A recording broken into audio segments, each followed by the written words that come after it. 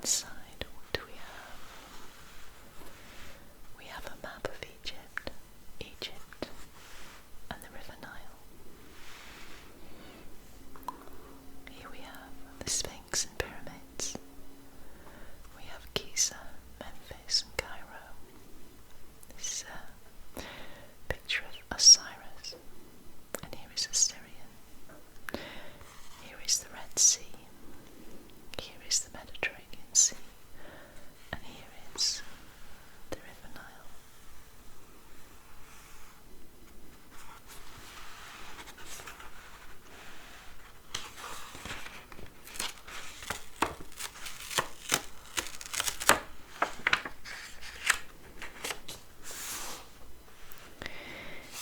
Now we can see the book is from 1966, and whoever owned it treasured it, because they've written "handle with care" inside.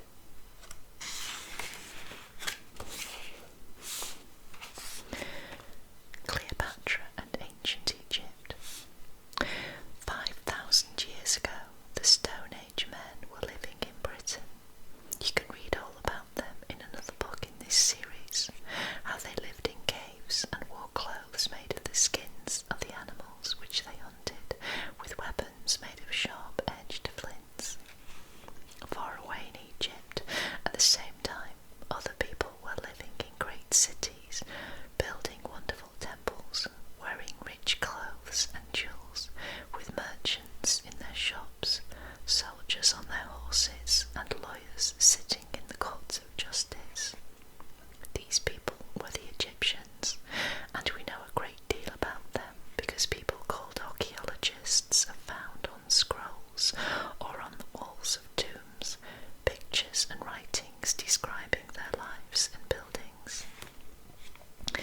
The Egyptians had a very strange way of writing called hieroglyphics, pronounced hieroglyphics. It was all done in pictures, and for a long time the archaeologists were unable to read it.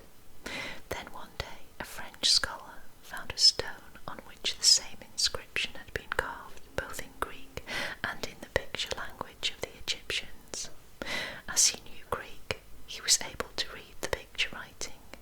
This stone is called the Rosetta Stone, from the place where it was found, and it is from this beginning that we can now read the ancient Egyptian writing.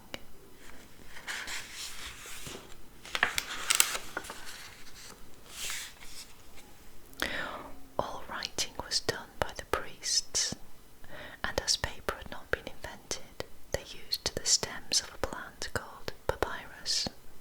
It is from this that we get the word paper today.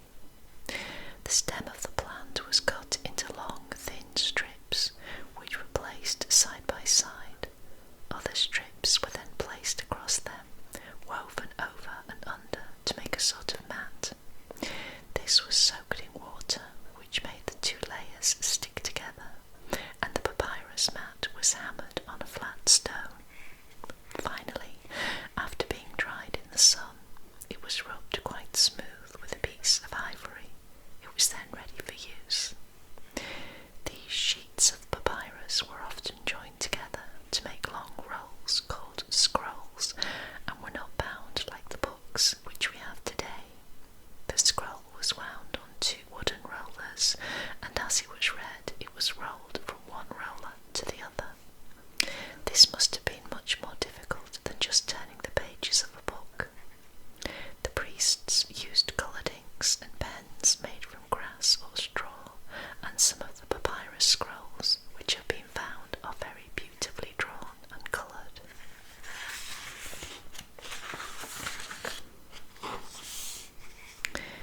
The Egyptians were wonderful builders, and long before Stonehenge was built in Britain, they had raised great temples to the many gods of their religion. Some of these temples are still to be seen in Egypt at places like Karnak, where the Great Hall of Columns stands today, where it was built thousands of years ago. They also carved statues of the rulers who were called pharaohs, pronounced pharaohs. Near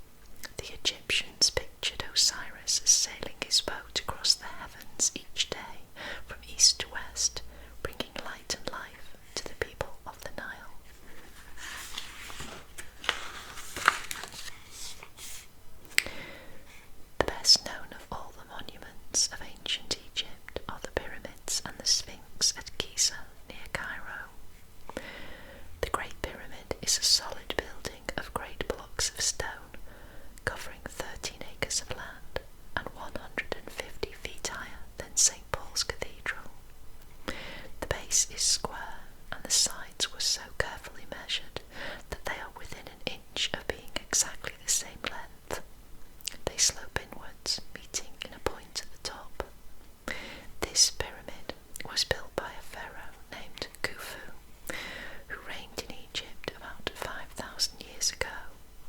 Far in the interior of the pyramid is his burial chamber, reached by a long, narrow passage. Thousands of slaves were employed for 20 years quarrying and carting the stone for this great tomb. Equally famous is the Sphinx, a figure of a lion with a human head. This stands close to the Great Pyramid, is 189 feet long and hewn out of the living rock. It was probably already there when the Great Pyramid was built, though some Egyptologists, as the people who study the ancient monuments of Egypt are called, think that it was made at the same time. The Sphinx is so big that there was once a temple between its paws.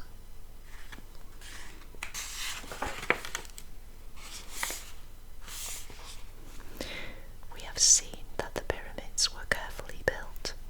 The master masons must have been very exact in their measurements, not only of the size of the stones, but also of the angle of the sloping sides of the pyramids. In the picture, you see one of them measuring a block with a piece of string. The blocks of stone for the pyramid of Khufu came from the other side of the River Nile, and the labour of moving them was very great. The workmen probably used long levers of tough wood to lift them a little at a time, so they could put rollers underneath. They were then dragged by hundreds of slaves, pulling on long ropes made of twisted leather. In a tomb of a local governor named Zutotep, there is a picture of a great statue being moved by this method, and on the statue a man is standing, clapping his hands as a signal to the slaves to pull all together. The stones were all shaped with copper chisels, later replaced by bronze and iron tools. The Egyptians did not possess the big cranes and engines which we have today. Even with these, the building of a pyramid as large as that of Khufu would be a large undertaking.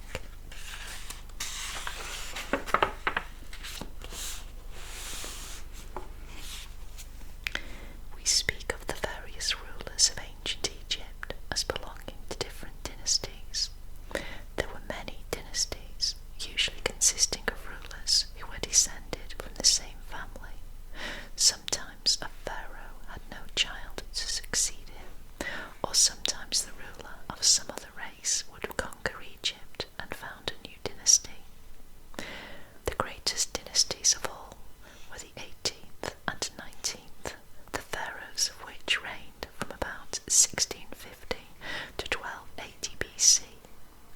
This long period of nearly 400 years, a period as long as that from the reign of Queen Elizabeth I to today, is called the New Empire. The reign of the first pharaoh of the 18th dynasty marked a new beginning for Egypt, as he was the ruler who drove out the foreigners who had ruled the country for 450 years. The greatest of these pharaohs was Thutmose III. He conquered the countries adjacent to Egypt from far into the Libyan desert in the west to the river Tigris in the east.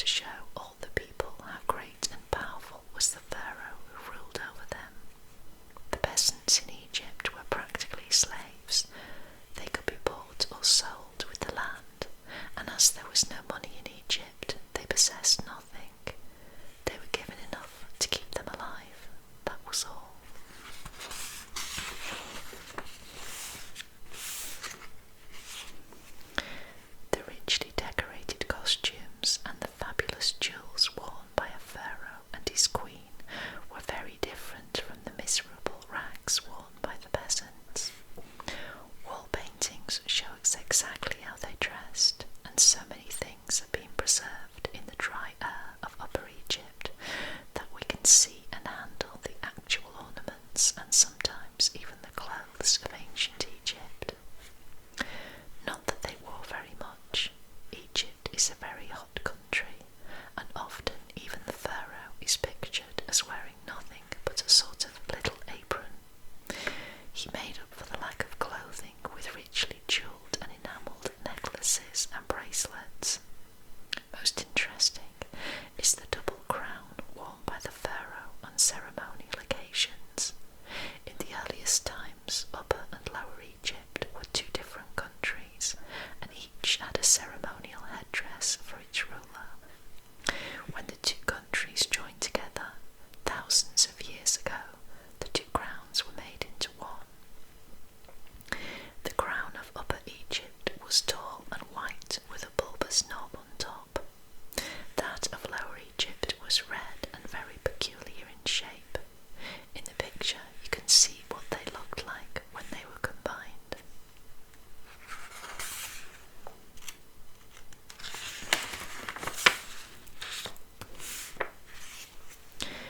Because Egypt was such a rich country, there were many wealthy people.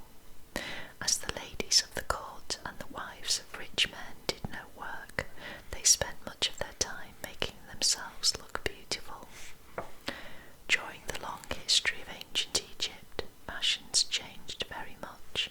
However, it would seem from the dressing table ornaments which have been preserved that Egyptian women used a lot of makeup. Rouge pots, sometimes even with rouge in them, and eyebrow pencils, powder boxes and scent bottles, beautifully decorated metal mirrors and combs are to be seen in the British Museum in London. Women today spend a lot of time on dressing their hair, so did the Egyptian women, but instead of arranging their own hair, they often cut it short and wore elaborate wigs, the form and shape of which changed from time to time. The picture shows an Egyptian lady making up her eyes with her slaves in attendance. She is probably painting a green line under the eyes and her eyelids and eyebrows black to make them appear larger and more brilliant. On the table beside her is a jar with sweet-smelling oil made of frankincense and myrrh.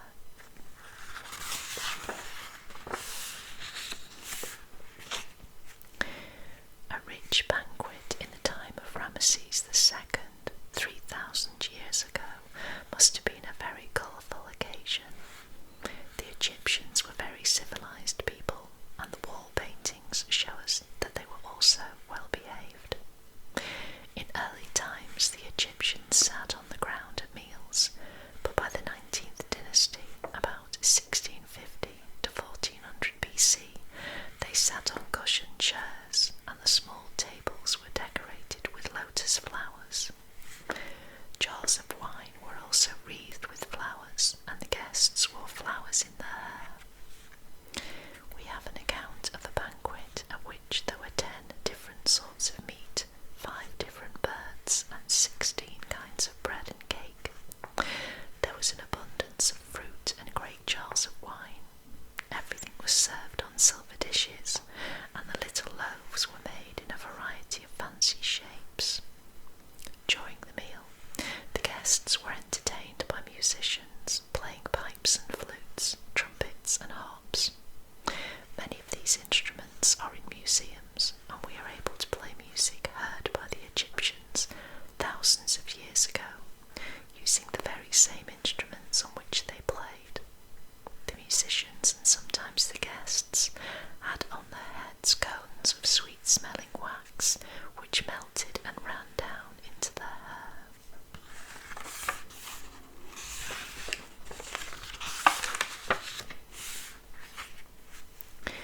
In many of the tombs are found little clay or wooden models of the houses in which the Egyptians lived, so we know exactly what they were like. They were often of 2 stories, with balconies of which were brightly coloured awnings. There was no glass in the windows, because in the very hot climate of Upper Egypt,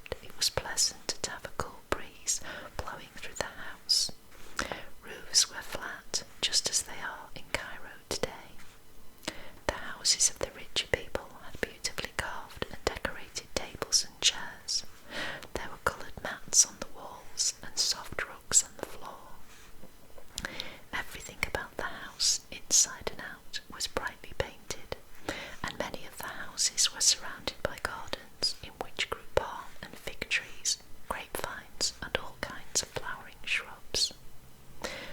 The houses of the poor were very different. These were usually single rooms built of mud, bricks, dried in the sun, without any of the colours or furniture, as in the houses of the rich Egyptians. Such houses may still be seen in any Egyptian village today. They have probably altered very little since the days of the pharaohs.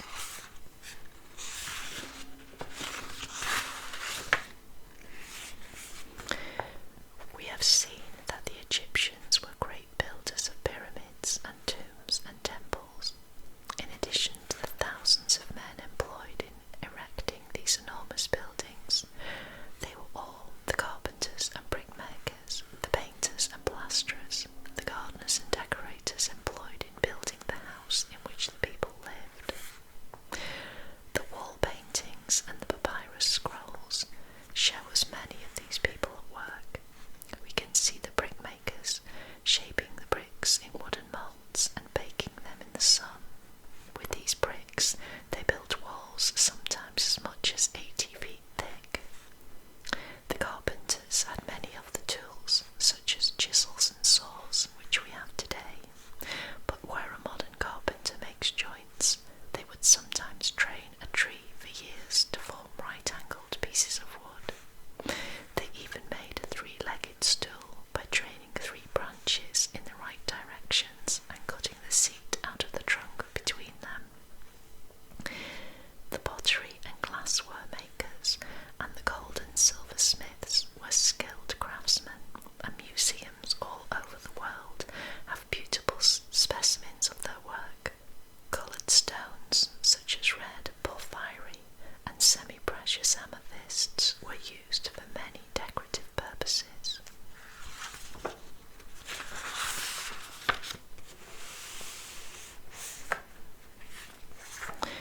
The Egyptians were mainly farmers, but theirs was a peculiar kind of farming depending, as it still does in Egypt today, on the water of the River Nile.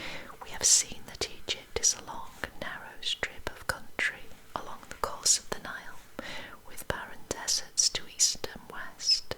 If it were not for the river, Egypt could not exist.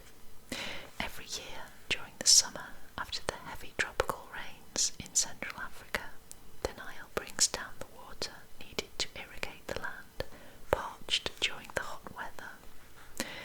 Sometimes the rains fail, and this always used to mean a famine in Egypt, but today a very large dam has been built to store the water in times of heavy rains, and so avoid the danger of famine. The ancient Egyptian farmer had very little to do. His harvest depended on the Nile flooding the land. He lightly ploughed the soil and scattered the seed. Sometimes he even sowed the seed without ploughing and turned herds of pigs onto the land to tread in it. After that, all he had to do was to gather in the harvest. No wonder the ancient Egyptians worshipped the Nile as a god.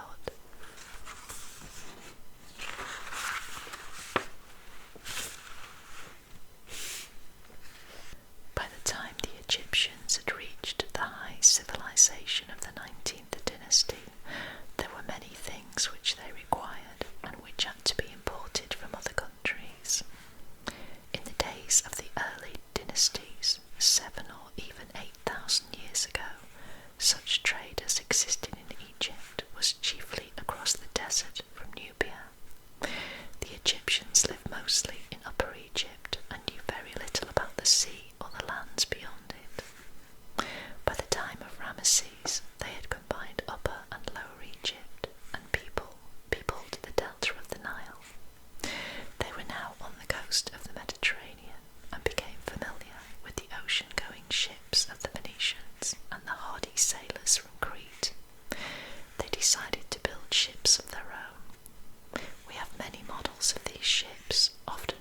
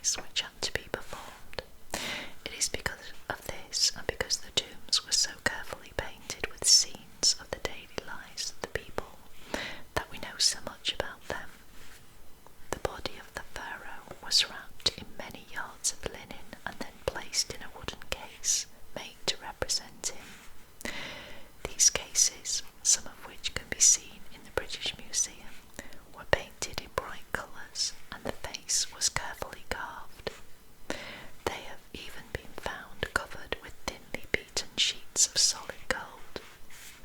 This carved case was then placed inside another, similarly carved, and this again inside a third. All the time the priests were reading from the sacred books, and the ceremony of preparing the body of the pharaoh for his tomb could last as long as 70 days. Finally, the large case was placed on a sledge drawn by a number of slaves. Often it was carried across the River Nile in a special boat. Finally, it was laid in a pyramid or in a tomb carved out of the rock, and the entrance was sealed.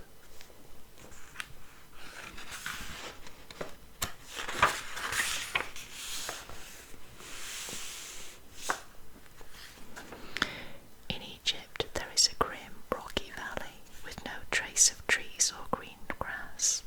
The sides are steep cliffs, and great boulders lie on the sandy ground. It is the Valley of the Tombs.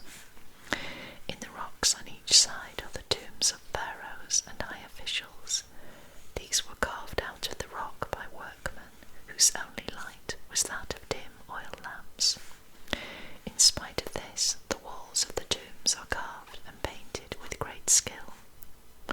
As many rich offerings were always placed in the tombs, they were often robbed, sometimes by the men who had constructed them, and soldiers were set to guard the narrow entrances to the valley. The Egyptians even went to the length of moving the bodies of pharaohs secretly from one tomb to another to foil the robbers. It is very rare to find a tomb which has not been robbed, but in 1922 one was discovered, still containing all the wonderful treasures which had been placed in it more than 3,000 years ago. It was the tomb of the young pharaoh Tutankhamun, and when a wonderful book has been published with pictures of the hundreds of things which it contained.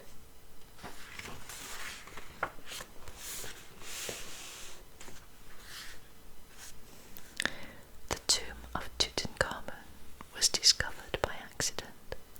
It was below that of another pharaoh, and when this was robbed, the rubble which the robbers took out completely hid the lower entrance. It was in November 1922 that the tomb of Tutankhamun was uncovered. No one had entered it for 3,265 years, and almost all the treasures buried with a pharaoh were found intact. When anyone died, the Egyptians believed that he went to another world where he lived a life exactly like the one which he had lived on earth, so everything he would need was placed in the tomb with him. In the case of a royal pharaoh, it was of course very richly decorated. Furniture was inlaid with gold and precious stones, and such things as bowls and drinking cups were of solid gold, very beautifully designed. The treasures from the tomb of Tutankhamun are in the museum in Cairo, and they give us a wonderful idea of how the Egyptians lived more than 3,000 years ago. Some of these are shown in the picture opposite, but it is impossible to show them all. As we look at them, it is queer to remember what life was like here in Britain when these things were made. All the wall paintings in the tombs and the decorated scrolls and furniture show that the ancient Egyptians were very skilled artists. Their art was of a very particular kind, and today seems very strange to us. At the same time, it is very decorative, as the reproductions of many of the paintings clearly show. For instance, a row of slaves or soldiers were all drawn exactly alike, often one behind the other. Also, they were nearly always drawn side-faced, even when the body was drawn as from the front. But the eyes were always as seen full face.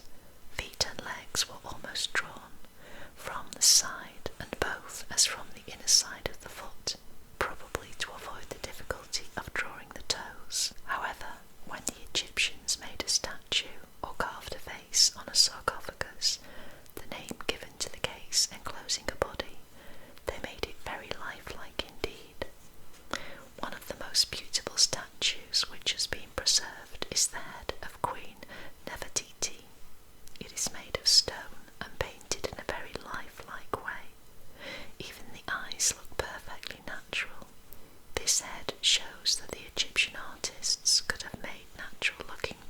buildings if they had so wished.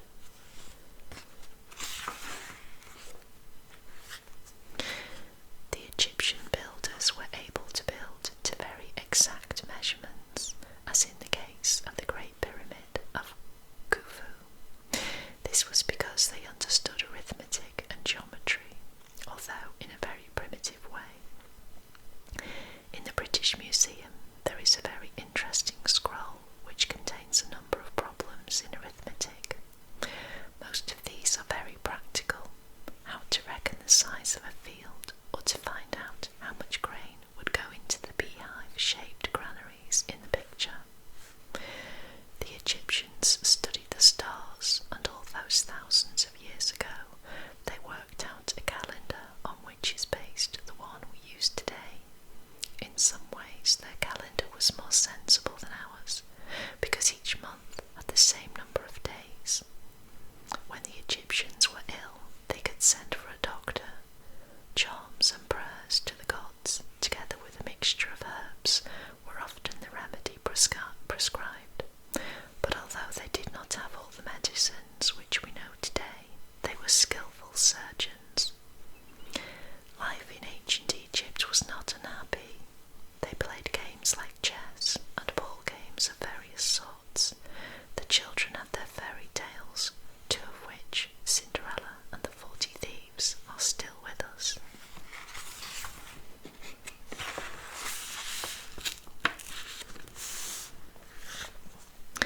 When we speak of ancient Egypt, most people think of Cleopatra.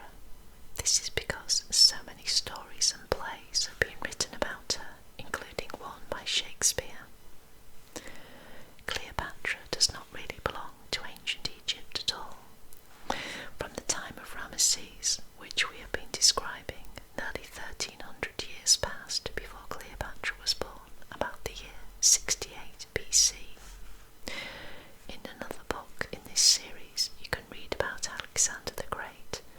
He was a Macedonian, and after he had conquered Egypt in the year 332 BC, one of his generals named Ptolemy became the ruler of the country and started a new dynasty.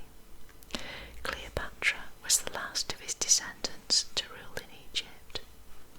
When she was only 17 years of age, Cleopatra became Queen of Egypt jointly with her brother, but it was not easy for a young girl to rule the country, and soon she was driven out and went to Syria to raise an army. Her intention was to recover the throne, and in this she was helped by Julius Caesar, who came to Egypt with a legion of Roman soldiers. The meeting of Caesar and Cleopatra altered the course of history. She was replaced on the throne by her younger brother, but when he was poisoned, she became the sole ruler of Egypt.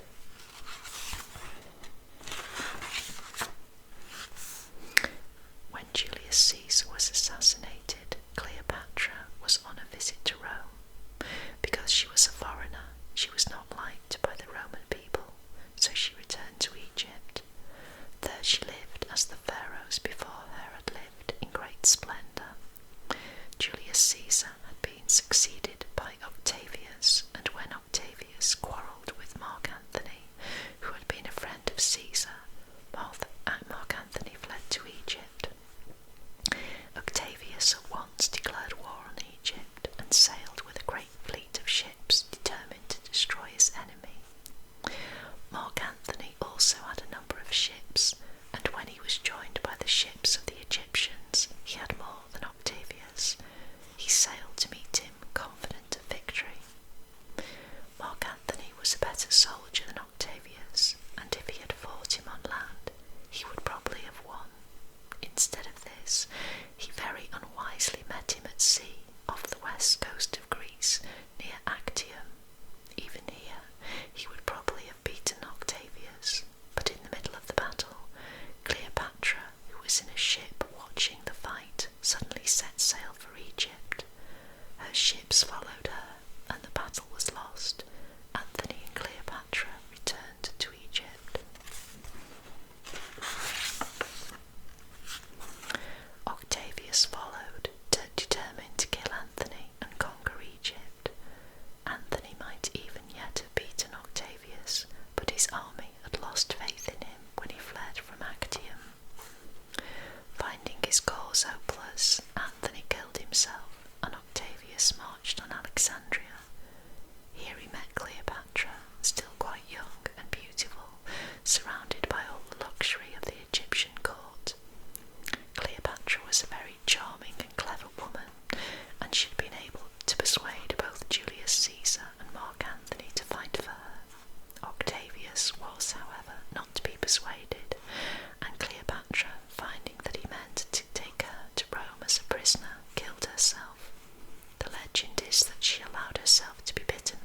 poisonous snake brought to her in a basket of fruit.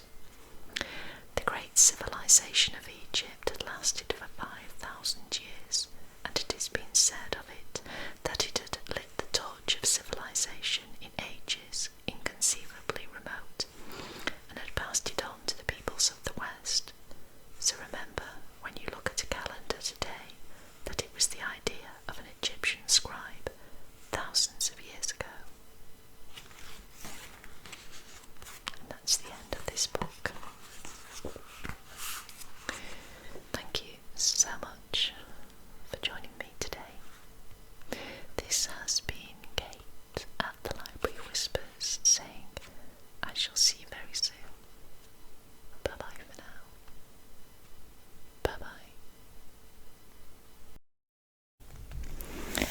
Hello everybody. This is Kate at the Library of Whispers. Today I'm going to take a look at this beautiful Egyptology book.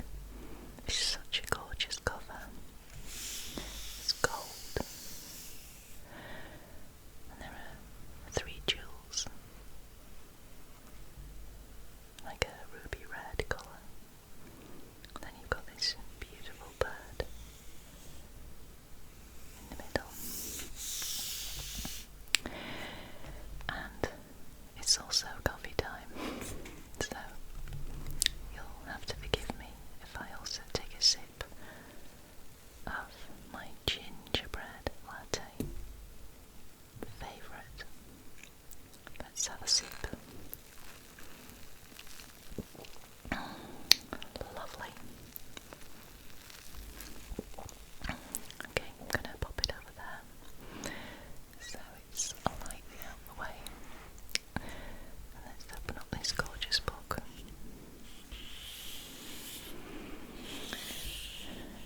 So what we have on this side, underneath these various pictures and things, is a map of Egypt. You can see the Red Sea. Here there's the River Nile. Various places. Amoros, Benai, San, Abydos, Villas and Pigs, Aswan, Abu Simbel.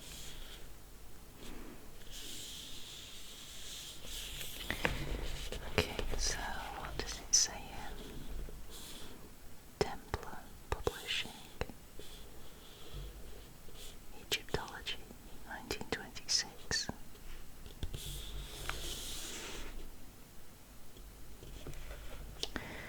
Museum meetings.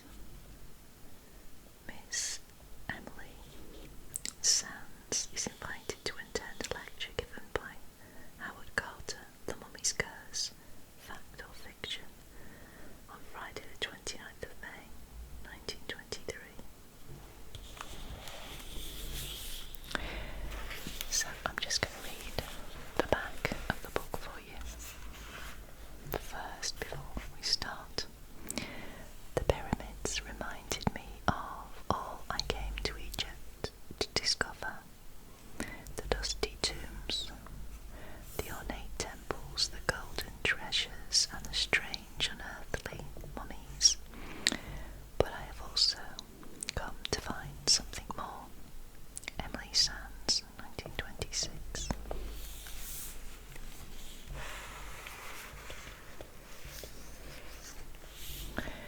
So, Egyptology, Search for the Tomb of Osiris, being the journal of Miss Emily Sands, November 1926. Now, on this side here, we've got an envelope, and the address is Templar Publishing, Pipbrook Mill, London Road, Dorking, Surrey, United Kingdom. So let's see what's inside.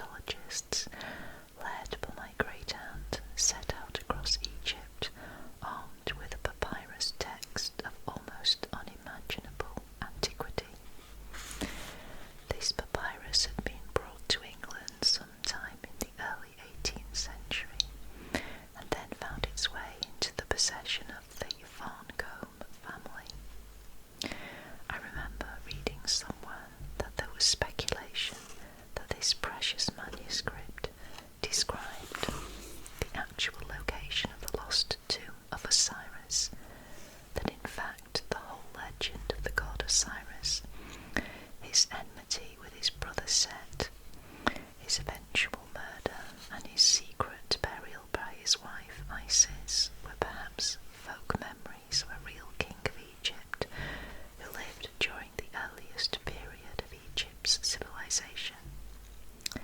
The reason for this speculation was that the image on the papyrus showed Isis granting eternal life to her husband in a most unusual fashion on one side, while mentioning that Osiris was in the Holy Mound on the other. This Holy Mound has on occasion been associated with the island of Bika near Aswan.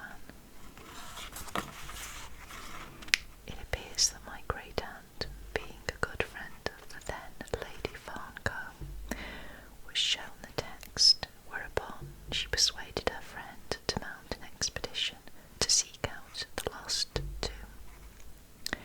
The expedition went ahead in November 1926, but after several progress reports, my great-aunt and her companions vanished into the desert, never to be heard of again.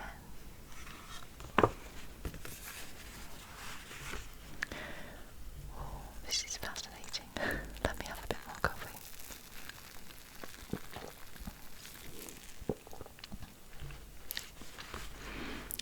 I had almost forgotten the stories of my great-aunt and her strange disappearance until May 1994, when I received a packet of papers and notebooks that had been forwarded from Patsy's Hotel in Cairo.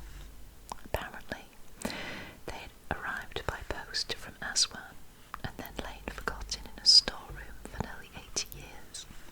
I was shocked to see that the papers were in my great-aunt's handwriting. It was assumed that she had been attacked by bandits, or had perhaps gone for an ill-advised swim in the crocodile-infested Nile, but I had always found these rumours difficult to believe.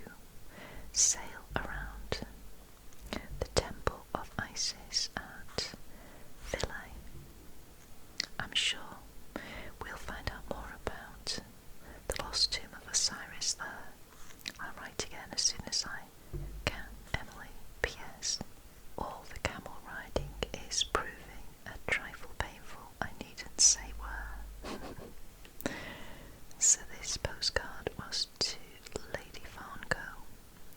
There we go.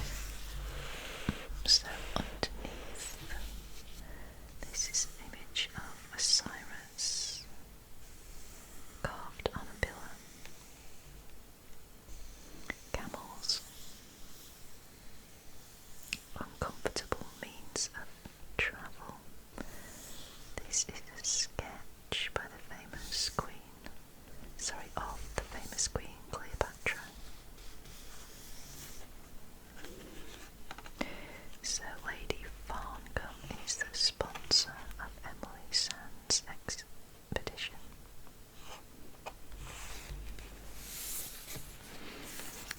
Okay, let's move the book back so you can see, and I'm going to have a bit more coffee.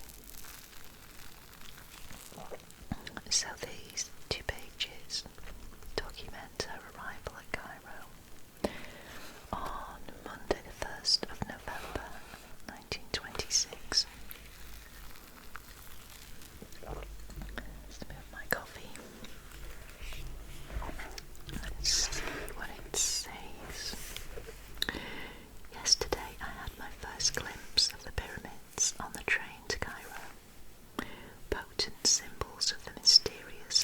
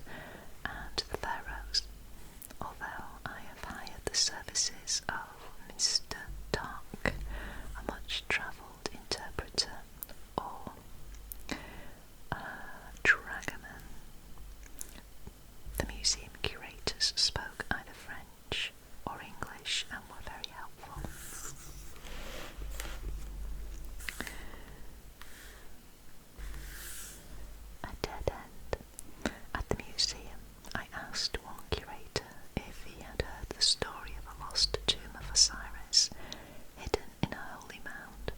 He laughed and said it all sounded like nonsense, but when I showed him the papyrus, he asked us where exactly we had got it, as it looked so authentic.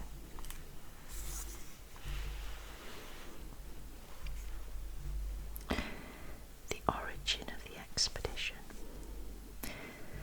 In the wake of the magnificent discoveries recently made here in Egypt by Howard Carter, I, like so many others, was struck with a sudden passion for all things Egyptological. Being a friend of the Farncombe family, I had heard of their old papyrus, and I asked Lady Amanda Farncombe if I could take a look at it. As I examined it, she told me how one well-known Egyptologist had suggested it might just hold a clue to the lost tomb of Osiris. That same day, the subject of an expedition was raised, which Amanda generously offered to fund herself. She and her husband have even come to Cairo to bid us farewell and bon voyage.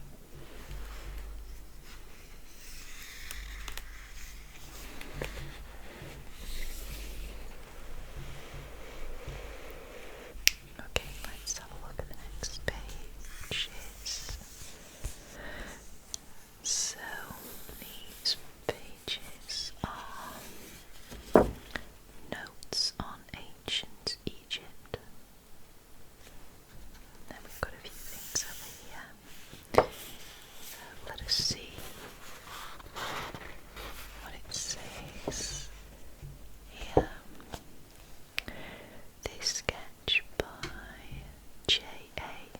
shows the relief on a mace head belonging to a pre-dynastic king of Upper Egypt known to us only as Scorpion. Okay, the chronology of Egypt. After the pre-dynastic period, ancient Egypt's history spanned 3,000 years and more than 30 dynasties or families of pharaohs. I have no space for a full list, so I've only managed to type in the better-known kings. Archaic period, 3,200 to 2,650 BC. Menes to Shur. Old Kingdom, 2650 to 2450 BC. Sosa, Khufu or Chops, Cairo or Kefren, Menkora, Mycerinus, Sahura and Pepi II. First Intermediate Period, 2450 to 2040 BC, Middle Kingdom,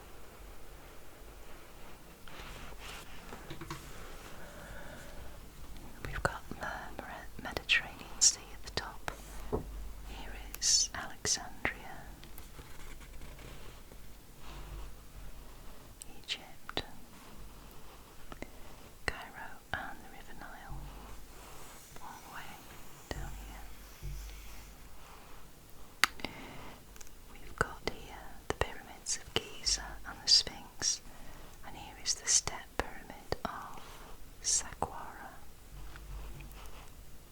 Here is Suez and the Red Sea.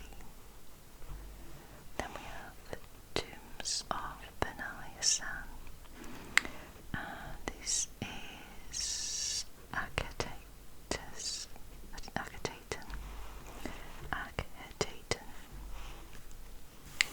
Then we have the Great Western Desert, the Temple of Seti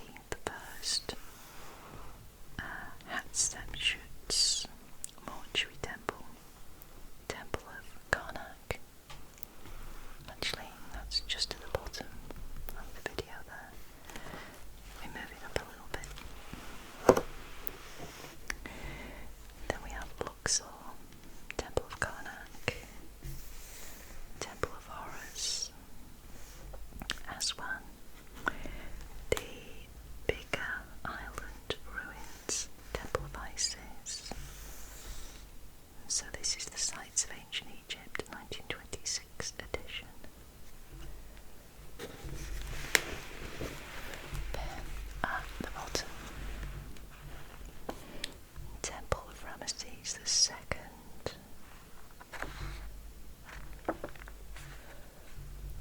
Okay, I'm actually going to bring the camera down a little bit so you can see a bit better. There we go.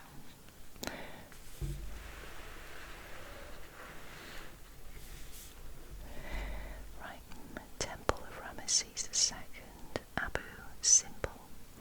This temple was constructed in 1250 BC by King Ramesses II in order to show his dominion over the region of Nubia.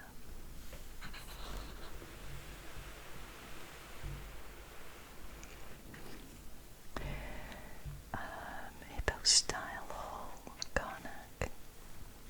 There are no less than 134 columns in the Great Hypostyle Hall in the Temple of Karnak, one of the most photographed and impressive sights in all Egypt.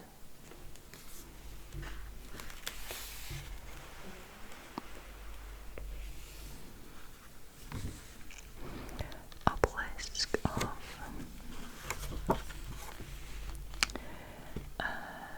now, is that Thutmoses or Tutmosis? I imagine it's Tutmosis the First, Karnak.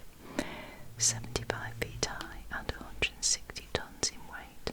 This obelisk was erected around 1530 BC during the Middle Kingdom. Some say it was once capped with gold.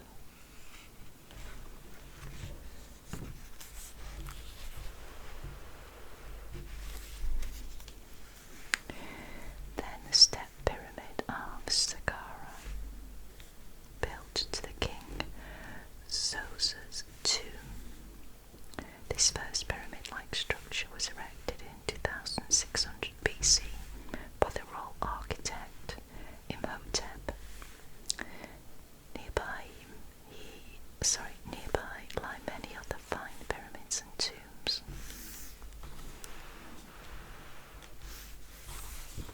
There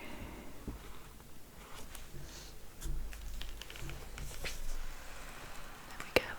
You've got a bit of a close look at the top of the map. Alexandria, Mediterranean Sea. Right, let's bring the camera back up.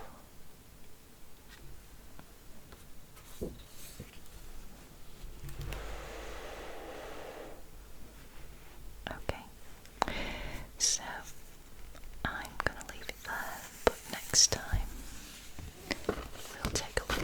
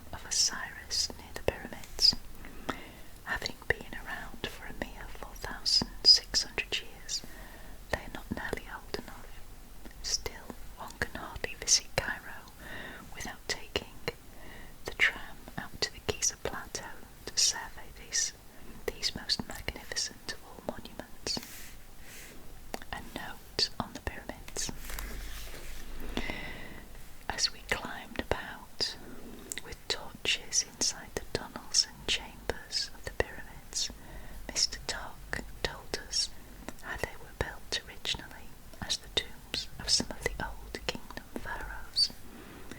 Statues of some of these pharaohs have been found in temple ruins nearby. A statue of King Menkora and his wife, Left, was found in his valley temple near the small pyramid.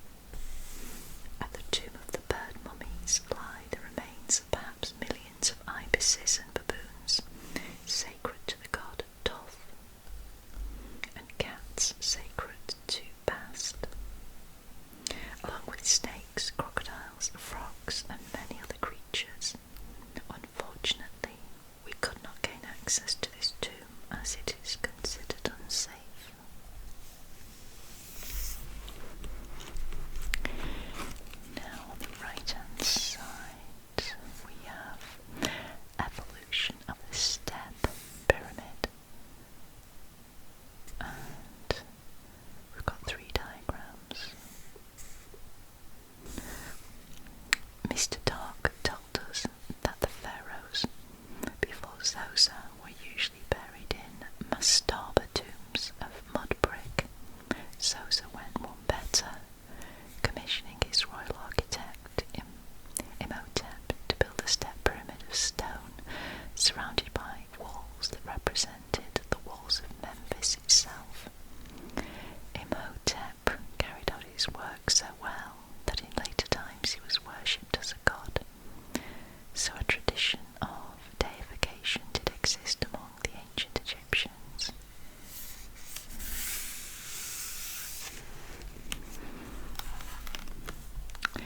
While little remains of ancient Memphis and Saqqara, we realised the ground we were on was composed of the remains of many hundreds of graves. The fruits of our first dig were disappointing, so here they are in this illustration, sitting around an area that they must have been doing some digging at, and we doggedly set to work again. Now we've got a little flap with a bit of string, and it says a small sample of mummy cloth, so let's open up the string and see what's inside.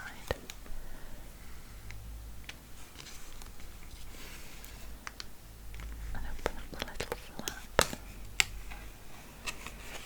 So indeed there is a little piece of mummy cloth found Saturday the 13th of November, Saqqara, Egypt. Mummies have been used for strange things. When American writer Mark Twain visited Egypt, he wrote that they even used them to fuel. They used them as fuel in his steamboat. Gosh, I'm afraid we wouldn't get very far with this piece. Let me show you a bit closer.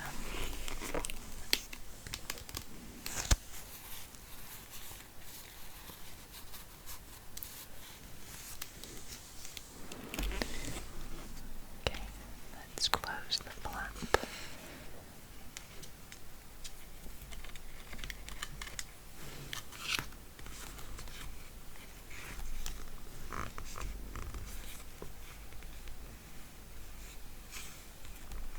There we go.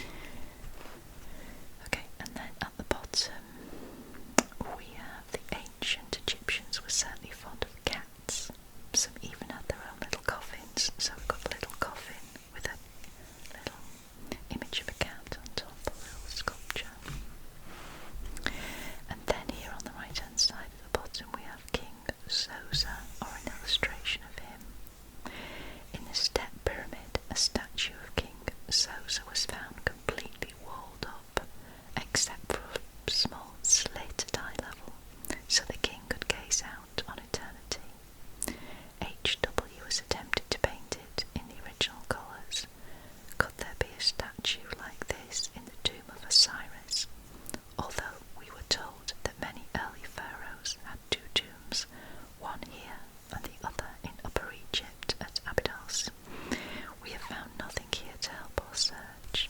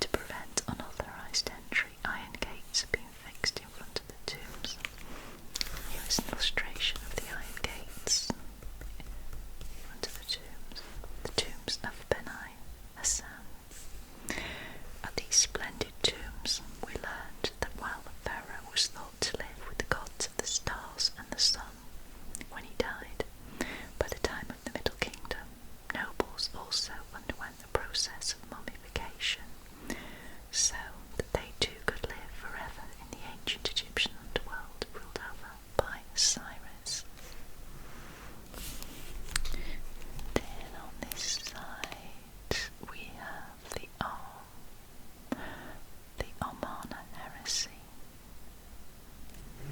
Here is a bust of Nefertiti, Akhenaten's queen, which was found in the ruins of a sculptor's studio at Akhenaten in 1911. South of Benai Hassan, we visited the ruins at Tel El Amarna. This city, known as Akhenaten, was built by the heretic pharaoh Akhenaten to be Egypt's new capital. He banned the worship of Egypt's whole gods in favour of a single god, the Aten. After his death, this city was razed to the ground by his successors, and his name was chiselled out of history. Now on the right-hand side we have the Rosetta Stone, which is now in that British Museum. I've seen this many times in real life. The Rosetta Stone enabled the French scholar Compilation to decipher hieroglyphs, as ancient scribes had written on it using 3 scripts. By comparing the texts, he was first able to recognise the names of Ptolemy and Cleopatra.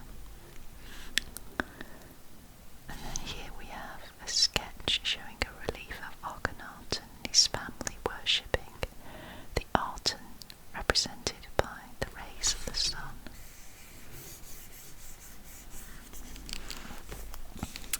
Hieroglyphics. The secret of understanding hieroglyphs was lost until the Rosetta Stone was discovered by a French soldier in 1799. I bought this booklet in order to help me recognise at least some of the more basic hieroglyphs. So here we have a little book, and it's a flap. We can open up. So let me show you a little bit closer. So on this side you can see single letter signs, A, B, D, F, G, H, H, I, J, and so on. It says ancient Egyptians wrote using picture symbols called hieroglyphs. These symbols stood for both a sound and a word. So the symbol, it's difficult for me to describe what symbol it is, but it's that one, meant both the word re, meaning mouth, and the sound r or r.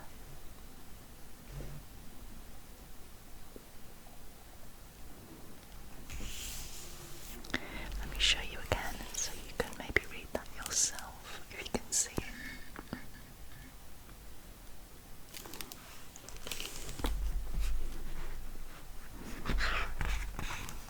Let's close the flap.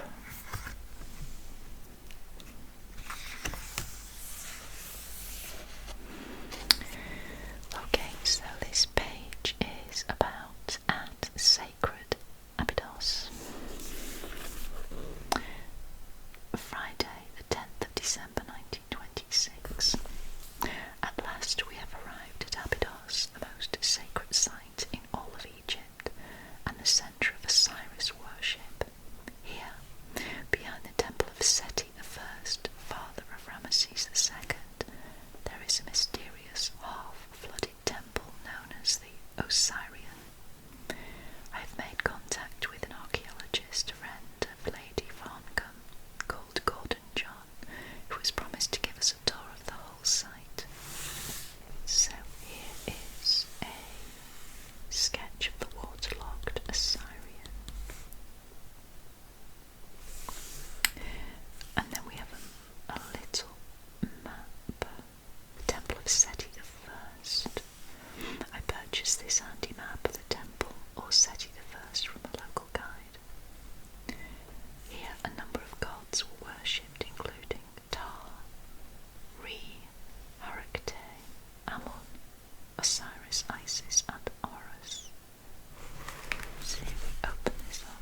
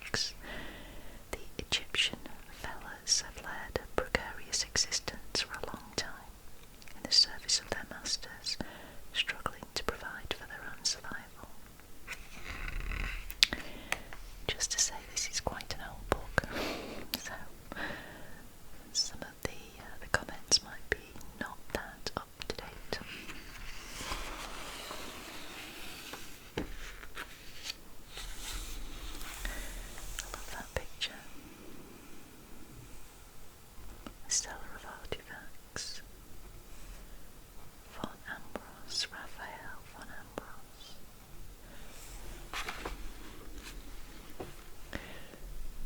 Let me grab some more of my hot chocolate.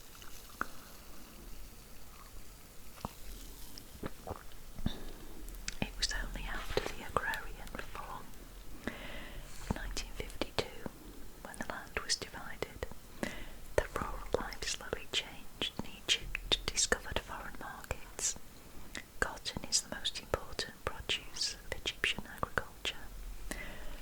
Other industrial products such as sugarcane are less important.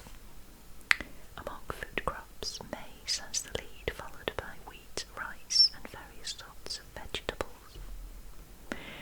Even though there are not many grasslands, animal breeding is common. The cow buffalo that provides a high-fat milk is the main ruminant of a rather moderate herd.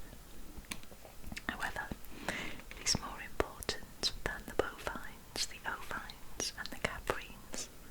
Donkeys and camels, or dromedaries to be more precise, are used as pack animals.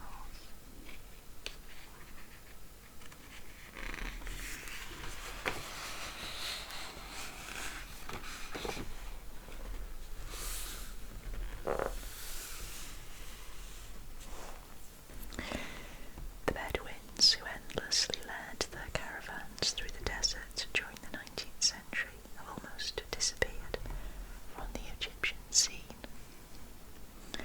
Their progressive settling has turned most of these proud nomads into poor villagers who swapped their tents for some miserable housing. Little by little, jeeps and pickups have replaced their camels.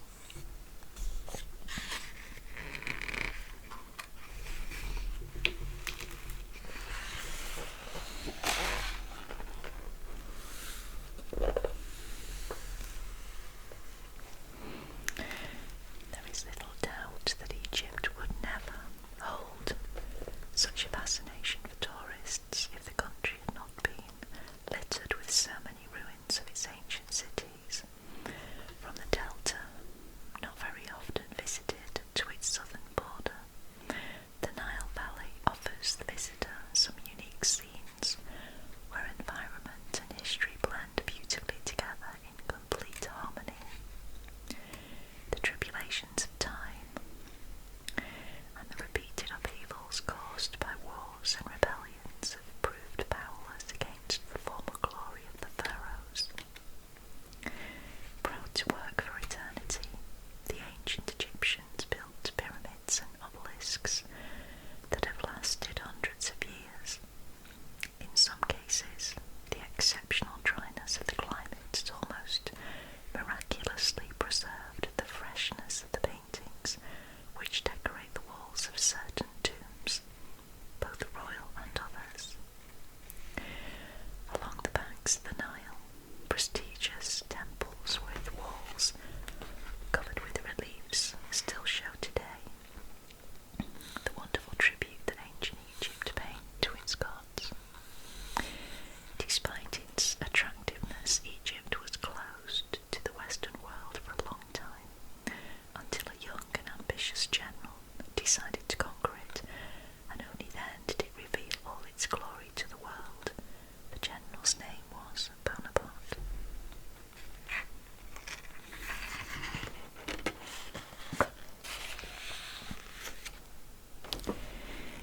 So here we have the expedition of Bonaparte, and here he is in this fabulous picture. Let me have a little bit more of my hot chocolate.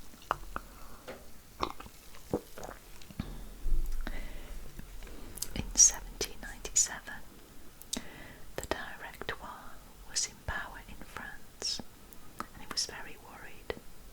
Victorious in Italy, Bonaparte's popularity was so great that it had become a threat.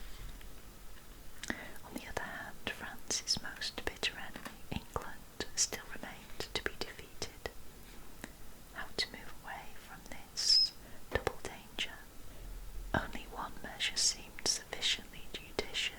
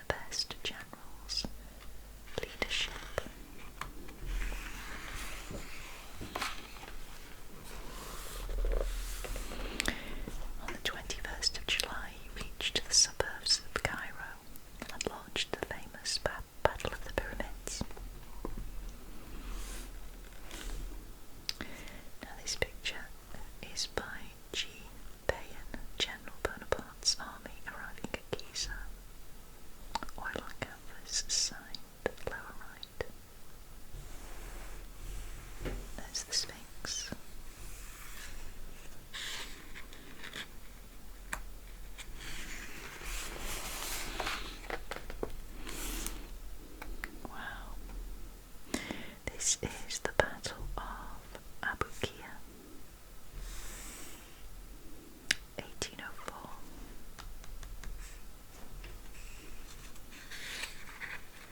It's now at the Musée National, Versailles.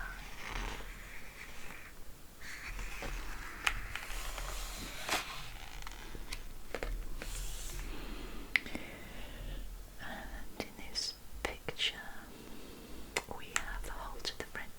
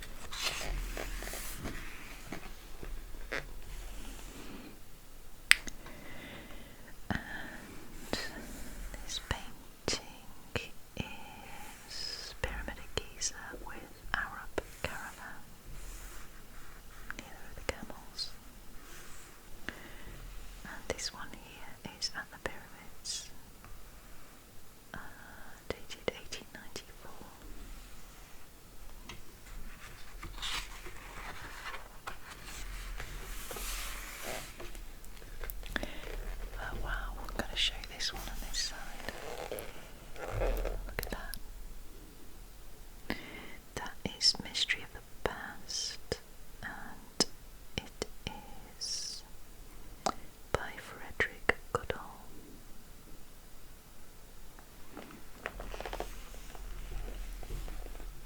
It's pretty amazing as well. That is by the Sphinx. And 1830, that says. It's pretty amazing as well.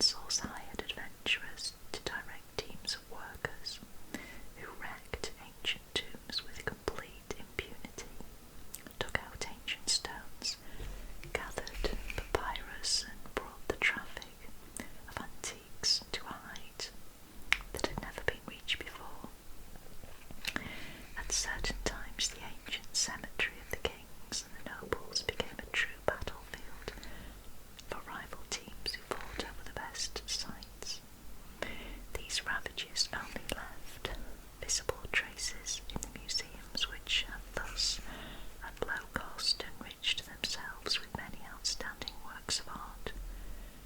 The Theban necropolis itself, a vast museum, has become today one of Egypt's top tourist attractions. After landing on the left bank, the visitor soon descries two giant, isolated statues standing in the middle of the plain formerly flooded by the Nile. You can actually see them better over here in this picture.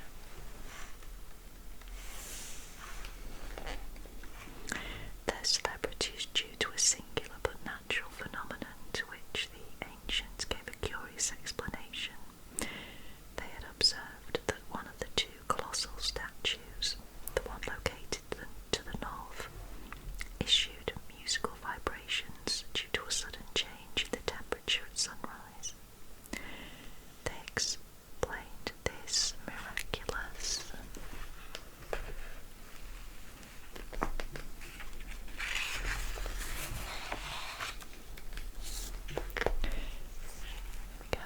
see them up closer. Miraculous sound as the plaintive cry of Memnon, the hero killed at Troy, greeting every morning his mother, Dawn, with melancholy. This is why the statues became the colossi of Memnon and all the surrounding plain, the Memnonia, during the Greco-Roman period. In fact, their presence in the middle of the empty field can be explained in a less poetic way. They are the colossal statues of the pharaoh Amenhotep III, which decorated originally the entrance of his funerary temple, which has now totally disappeared. In the earlier part of the 19th century, the funerary temples were the only monuments that travellers could admire in the plain of Thebes, because hidden behind the mountains, the Valley of the Kings had hardly begun to reveal its secrets. Each sovereign of the new kingdom built a temple on the edge of the western desert, but only the most important ones have survived. They stretch from Seti I's temple at the extreme north to the temple of Ramesses III in Medinet Habu.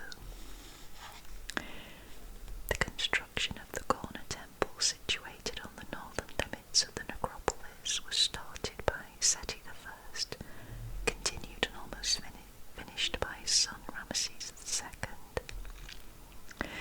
There is nothing left of the forepart of the building, which comprised two successive courts preceded by pylons. The front that can be seen today is that of the temple itself. It consists of a portico supported by 9 papyrus columns. 3 doors corresponding to the sanctuary's 3 divisions give access to the inner rooms. The reliefs by Seti I that decorate the walls of the central part are of exquisite beauty. Those added by Ramesses II are far from being their equal.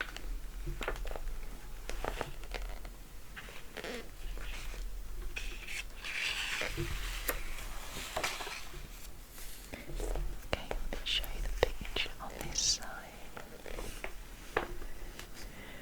So, this is the Valley of the Kings, the temple of Hatshepsut. Oil and canvas. Amazing.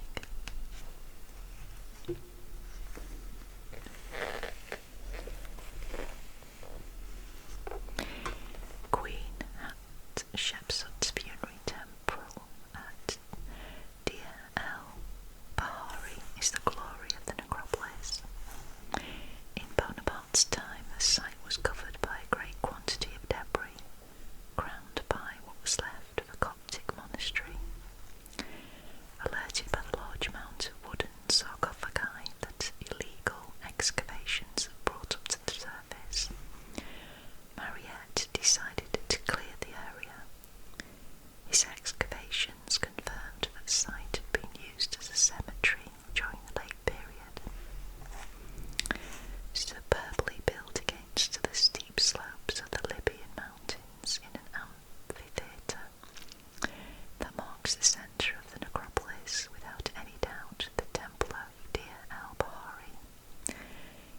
is considered as one of the most beautiful creations of the Theban architecture of the 18th dynasty.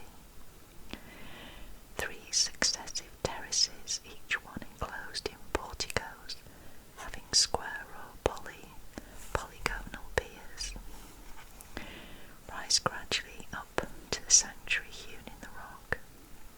The choice of its location, the quality of the materials employed, the elegance of its proportions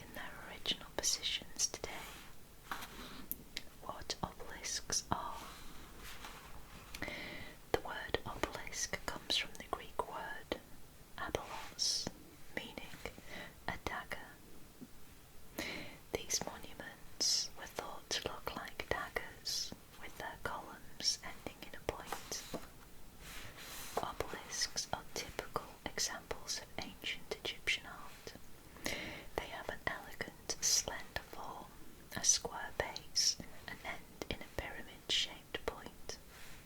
In height, as a rule, they are about 10 times the diameter of the base. The point was usually sheathed in a bright, precious metal, silver or gold. But of course these valuable metals were stolen long ago. Because of the layer of metal, the columns reflected the sunlight brilliantly, and they could be seen from a great distance. Obelisks were carved out of a stone called syenite, so called because it was extracted from the caves of Syene, today named Aswan, which was a form of reddish-coloured granite. Sometimes a dark grey basalt was used. The dimensions varied. The tallest known obelisk remains unfinished in a cave at Aswan, 127 feet high, and the smallest is less than 6.5 feet high. They were not merely decorative, but stood in front of the temples and were usually dedicated to the sun gods. On many obelisks there are inscriptions in hieroglyphics, the Egyptian picture writing, saying which gods they were dedicated to. How they were built. The huge unfinished obelisk in a cave at Aswan helps to show us how such monuments were made. First of all, the Egyptians insisted that the stone to be used should have no defects, such as cracks or blemishes. Next, the rock was cleaned with powerful jets of water. Then the surface of the rock was planed until it was smooth and flat. To do this, especially hard stones from the desert valleys of Egypt were used. These stones often weighed 9 or 10 pounds each. After planing, the contours of the obelisk were marked out on the ground, and a deep ditch was dug out around them. Then the slaves went down to work in the ditches. They scraped the obelisk with round stones, and then set to work to polish the sides. The fourth face of the obelisk was torn from the seam of rock with enormous wooden wedges which were driven into previously prepared holes at regular intervals. The wedges were soaked with water, and as they expanded, the rock split. At this stage, a group of slaves, about 5,000 strong, worked with ropes and jacks to raise the obelisk from the ditch and to heave it onto planks resting upon wheels. The obelisk was transported by this method to the Nile. It was then loaded on to a large barge to be taken to its destination. Now this picture here says the obelisk at Luxor, famous for the fine hieroglyphics inscribed on it. And then here, many obelisks were as tall as a modern 5-storied building. And here is an unfinished obelisk at Aswan. How they were erected. Stages in the erection of an obelisk.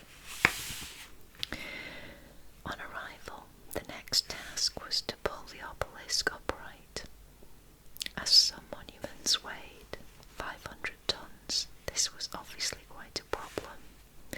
In the illustrations above, we can see how the Egyptians probably did it. Number 1. The base of the obelisk was placed on the edge of the pedestal on which it was going to stand.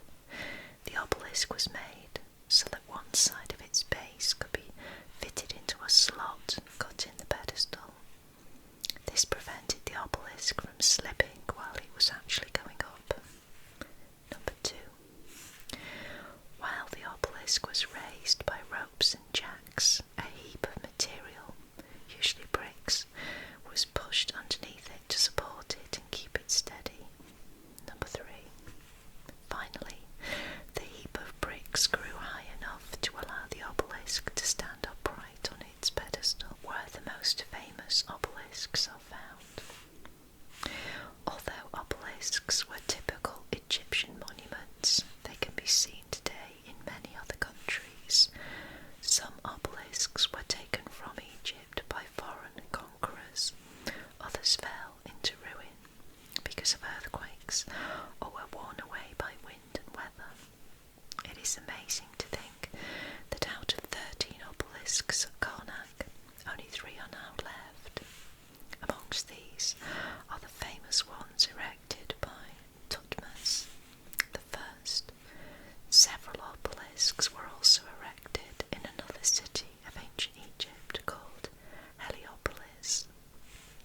The City of the Sun, the oldest known obelisk of its kind, stands on the outskirts of this city, now a suburb of Cairo. It was erected in about 1950 BC. The obelisk at Luxor is famous for its fine hieroglyphics. It was erected by Ramesses II in the 13th century BC and stood in front of the Temple of Luxor, together with an identical one which is now in Paris. It is about 80 feet tall. When the Romans conquered Egypt in the 1st century BC, they took several obelisks with them back to Rome. There they remained in the main squares until the 16th century AD. Paris, New York, Istanbul and London each have an obelisk. The well-known monument beside the Thames and the one in New York are twins, popularly called Cleopatra's Needles. They were constructed in 1500 BC. The one on the Thames embankment was presented to Britain in 1819 by the Viceroy of Egypt, but it did not reach London until 1878. The cost of transporting it was paid by a private citizen, Sir Erasmus Wilson, and it was nearly lost on the way in a storm in the Bay of Biscay. Sealed up in its base are a newspaper, a copy of Bradshaw's Railway Guide, and some English coins dated 1878. It was scarred by bomb splinters in the Second World War. So here we have the obelisk at Heliopolis. It was constructed in about 1950 BC. And here we have Cleopatra's Needle in London by the Thames. Here are some figures. The oldest obelisk is at Heliopolis, about 1950 BC. The tallest obelisk is in a cave at Aswan, 127 feet. The heaviest obelisk is in a cave at Aswan, almost 1,153 tons.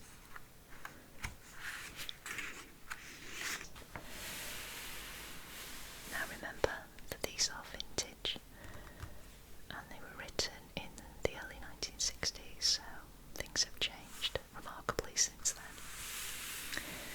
This has been Kate at the Library of Whispers saying, I shall see you very, very soon. Bye bye for now. Bye bye. Hello everybody, this is Kate at the Library of Whispers, and today, while I have my coffee, we are going to take a look at this beautiful Darling Kindersley.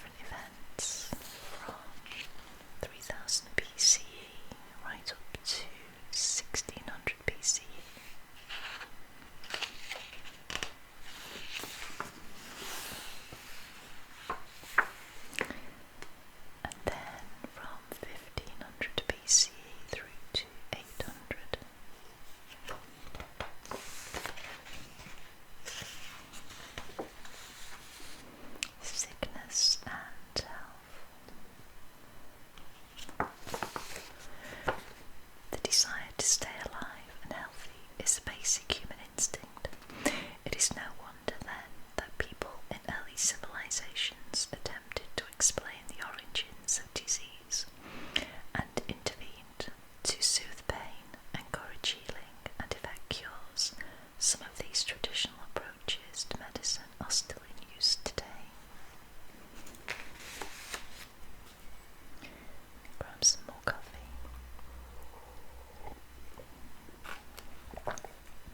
Now this is, okay, let me bring it a little bit closer.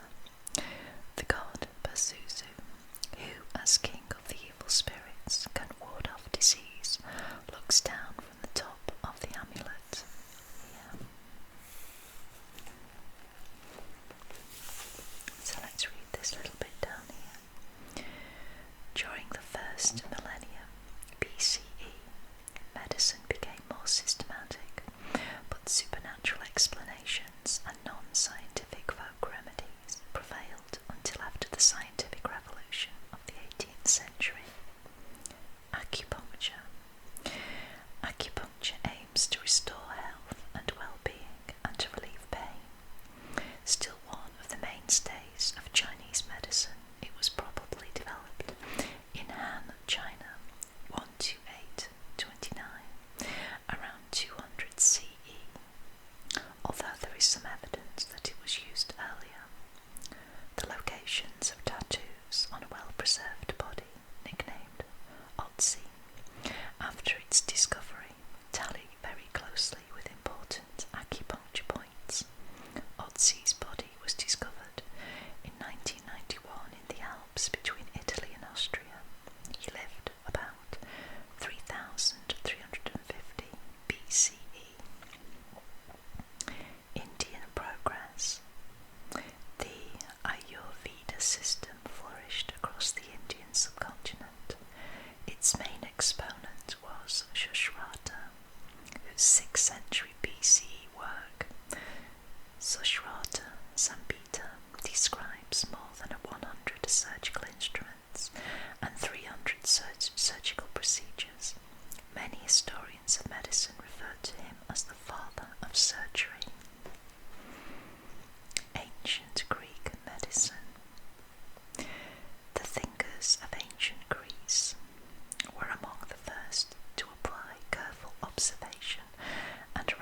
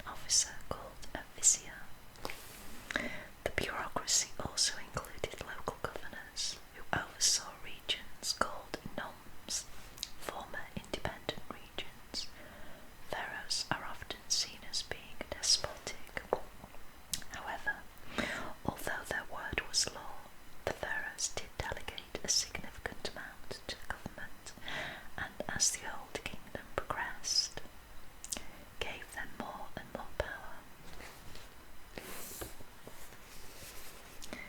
Kingdom of the Sun. The first pharaohs were believed to be earthly representations of the mythical figure Horus, son of the god Osiris and Isis. Horus was strongly linked with Ra, or Re, creator of life, and falcon-headed god of the sun. The sun cult became very important during the Old Kingdom, and Ra emerged as a separate figure to Horus. Ra even became incorporated into pharaohs' names. Let's have a bit more coffee.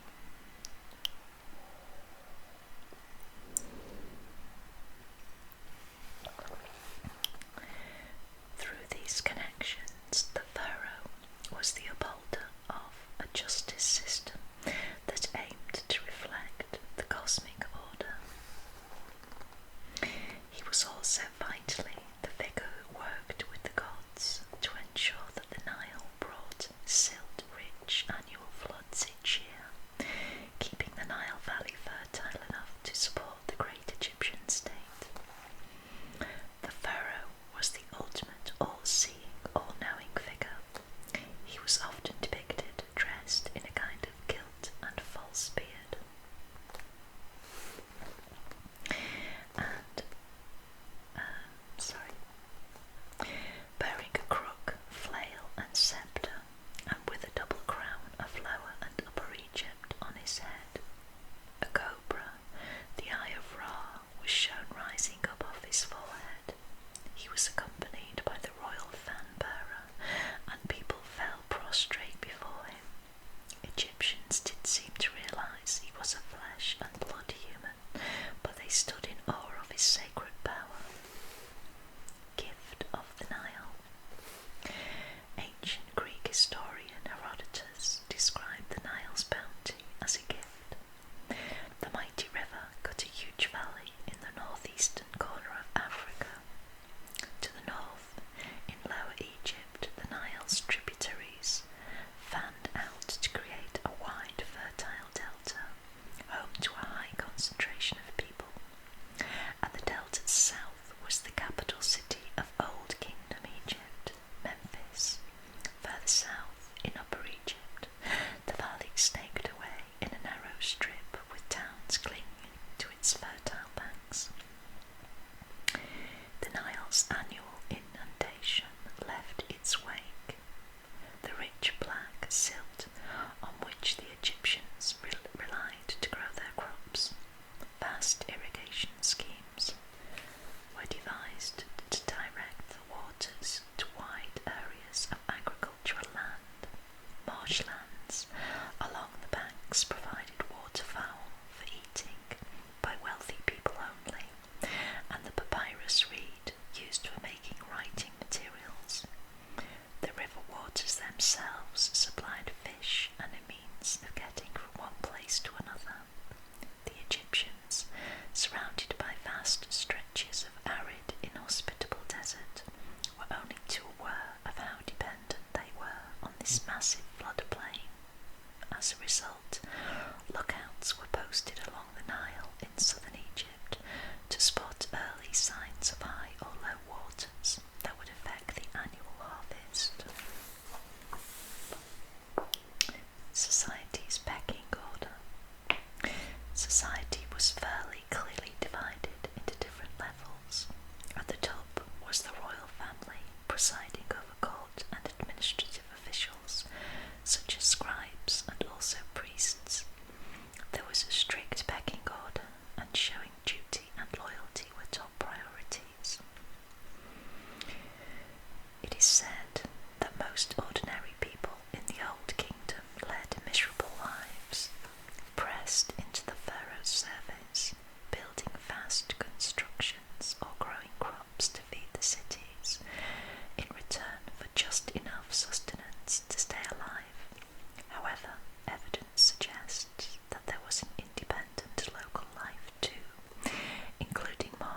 lands where people sold produce and simple crafts. The fact that anyone could theoretically gain high office also contradicts the idea of a total dictatorship. The age of the pyramids. Let's have some more coffee.